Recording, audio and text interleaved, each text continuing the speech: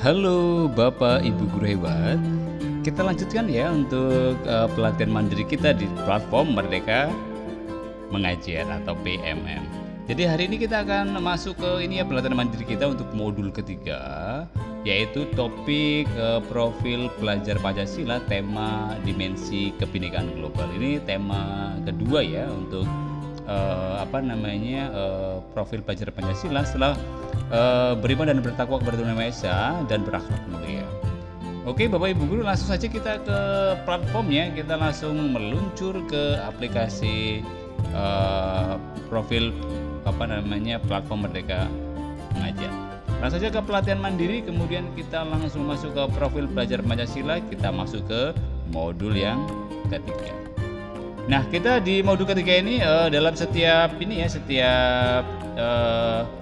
ada dua materi yang akan kita pelajari. Yang pertama kita harus menyaksikan satu video. Jadi Bapak Ibu Guru memang disarankan untuk sekali lagi melihat video penjelasan ini, dikemas dengan sangat interaktif sekali. Jadi ini dalam video ini menggambarkan bagaimana sih harapan atau gambaran dari pelajar kita ya mengenai kebinekaan global ini supaya tumbuh dan matang dalam diri murid-murid kita. Sekali lagi ini nanti videonya dikemas dalam bentuk keseharian murid sehingga memudahkan kita untuk memahami tentang dimensi kebinekaan global ini. Jadi nanti Bapak Ibu Guru ya simak dari awal sampai akhir ya video ini ya. Kemudian berikutnya kita akan diminta untuk latihan pemahaman. Kemudian kita diminta untuk berefleksi mengenai pengalaman, ini pertanyaannya ya, mengenai pengalaman yang paling berkesan ketika berinteraksi dengan budaya atau bahasa bahasa yang berbeda. Bagaimana menghadapi hal tersebut? Ini refleksi yang saya buat. Kemudian berikutnya untuk elemen dimensi kebinekaan global ini yang juga harus kita tonton. Ini ada beberapa video, jadi memang agak panjang ya, karena kalau kita bicara soal profil pelajar Pancasila, jadi setiap profilnya itu memiliki elemen-elemen. Jadi kalau yang elemen berkebinekaan global ini ada elemen mengenal berbagai budaya, kemudian elemen berkomunikasi dan berinteraksi antar budaya, kemudian elemen berefleksi dan bertanggung jawab terhadap pengalaman kebinekaan, kemudian ada elemen berkeadilan sosial. Jadi ada 1, 2, 3, 4 elemen Bapak Ibu Guru ya untuk dimensi ini ya, untuk berkebinekaan global ini. Nanti masing-masing kita harus akan dijelaskan ya dalam bentuk video. Nah, dalam video yang pertama ini jelas mengenai elemen mengenal dan menghargai budaya. Nanti dalam video ini kita didorong untuk kita diminta untuk mendorong murid-murid untuk semakin mengenal berbagai macam kelompok dan mencoba atau kita diajak untuk menghargai. Kemudian sekali lagi materi ini juga diharapkan mampu untuk melihat tahapan perkembangan elemen mengenai mengenal dan menghargai budaya di setiap fase murid. Jadi nanti ini akan sebagai penjelasan. Kemudian di bawahnya itu ada alur perkembangan elemen. Jadi seperti yang tadi Bapak Ibu Guru ya, kita diminta untuk membuka lampiran ini. Dan di lampiran ini sekali lagi menjelaskan per fase. Jadi fase A, fase B, fase C, fase D, dan fase E memiliki alur capaian yang berbeda-beda. Misalkan di fase D untuk subelemen mengalami budaya dan identitas budaya. Jadi nanti memahami perubahan budaya seiring waktu dan situasi konteks ya, baik dalam skala lokal, regional, nasional, menjelaskan identitas diri yang terbentuk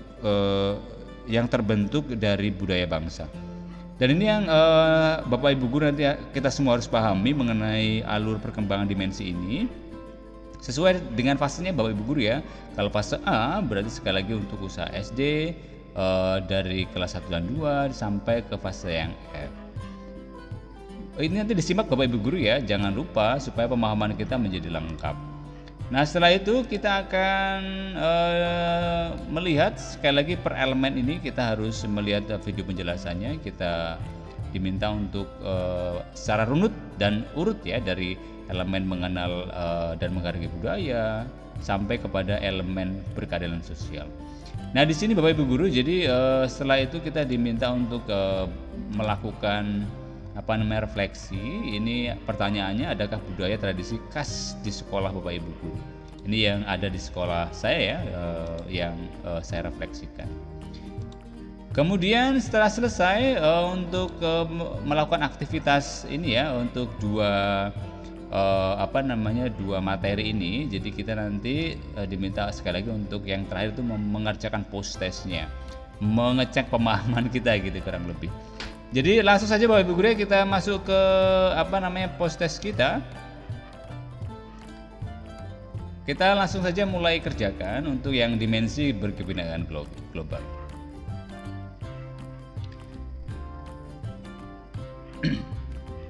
Oke Bapak Ibu guru, untuk pertanyaan pertama, berikut ini merupakan elemen dari dimensi berkebinekaan global kecuali ini yang bukan ya.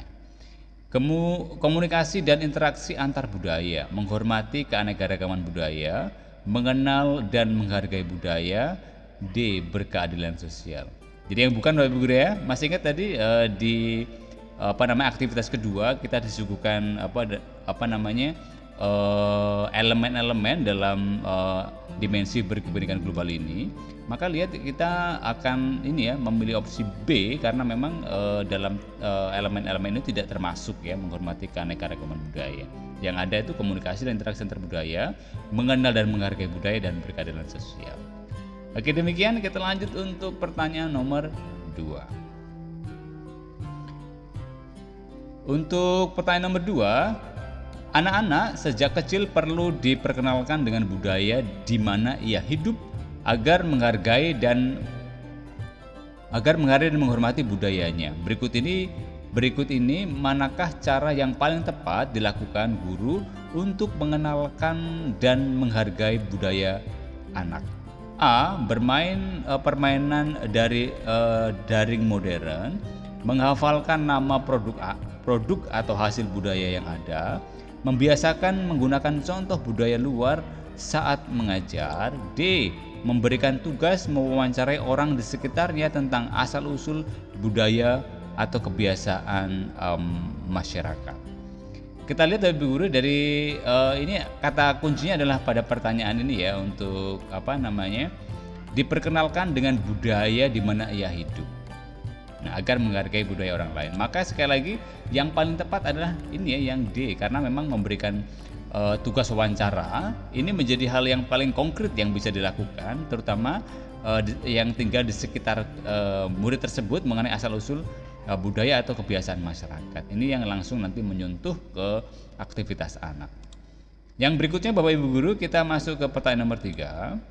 1. Berkomunikasi antar budaya. 2. Menghilangkan stereotip dan prasangka. 3. Menimbang dan menumbuhkan berbagai perspektif. 4. Menyelaraskan perbedaan budaya. Dari pilihan di atas, manakah yang merupakan sub-elemen dari elemen komunikasi dan interaksi budaya? Jadi nanti kita bisa dilihat di ini ya, kalau sub-elemen bisa dilihat di supaya jelas di lampiran dari setiap setelah kita menyelesaikan video. Di situ ada sekali lagi file PDF yang bisa kita download. Di situ menampilkan sub-elemen yang ada pada setiap dimensi, setiap elemen gitu ya. Jadi ada sub-elemennya. Jadi yang bukan merupakan ini ya, yang adalah yang 2 dan 3. Jadi kita menghilangkan stereotip dan prasangka, kemudian menimbang dan menumbuhkan berbagai perspektif. Sekali lagi ini yang sekali merupakan sub-elemen dari elemen komunikasi dan interaksi budaya. Jadi kita simak kembali di file PDF yang bisa di-download setelah kita menyaksikan video di elemen komunikasi dan interaksi budaya. Untuk pertanyaan berikutnya ada di pertanyaan nomor 4. Saatnya mempunyai banyak sekali teman yang latar belakang yang berbeda-beda. Sering melihat kebiasaan temannya yang berbeda dengan dirinya. Tak jarang ia berbeda pendapat dengan temannya sehingga membuatnya kesal dan mengungkapkan dan menganggapnya kurang baik. Sebagai guru, apa yang harus dilakukan agar Satya dapat belajar dari pengalaman kebinekaannya? Apakah A. menasihati Satya dan temannya karena membuat kegaduhan ketika berpendapat? Kemudian B. memisahkan Satya dari temannya yang dianggap berbeda dan kurang baik. C. meminta Satya mengalah dan mengikuti pendapat temannya. Atau D. mengajak Satya merefleksikan pengalamannya dengan pertanyaan-pertanyaan yang tepat. Jadi sebagai Bapak Ibu, sebagai guru, jadi apa yang harus kita lakukan ketika melihat ini ya perbedaan yang pengalaman murid kita antar satu murid dengan yang lain. Tentu kita akan mengajak Satya merefleksikan pengalaman dengan pertanyaan-pertanyaan yang tepat. Jadi mungkin akan merangsang Satya untuk sebetulnya itu bukan sesuatu yang sesuatu yang bisa membuat perpecahan, tapi saling menghargai sebuah perbedaan. Jadi yang nanti yang menjadi pengalaman kebinekaan dari Satya menjadi sangat konkret sekali karena menyangkut langsung pengalaman menghadapi perbedaan. Berikutnya untuk pertanyaan terakhir, berikut ini manakah yang merupakan contoh perilaku yang mencerminkan elemen berkeadilan sosial? Apakah A. murid memberikan kesempatan mengungkapkan pendapat dan suaranya?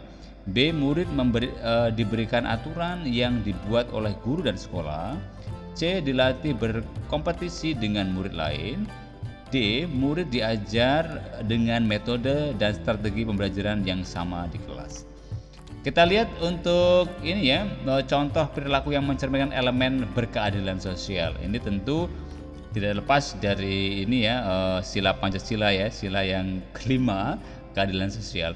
Maka di sini opsi yang paling tepat adalah murid diberikan kesempatan mengungkapkan pendapat dan suaranya. Jadi kesempatan ini menjadi penting karena memang murid kita harus diberi porsi yang cukup jadi untuk mengungkapkan diri mereka.